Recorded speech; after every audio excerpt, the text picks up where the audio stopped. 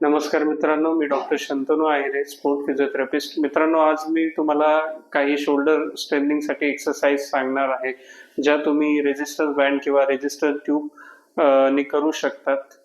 चला तर बघूया मग त्या एक्सरसाइजेस.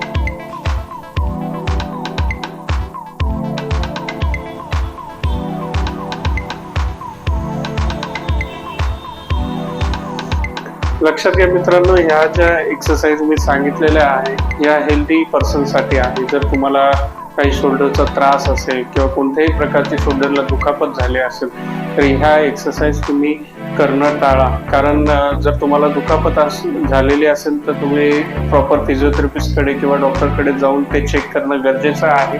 त्यानंतरच तुम्ही ह्या एक्सरसाइज करू शकता. धन्यवाद.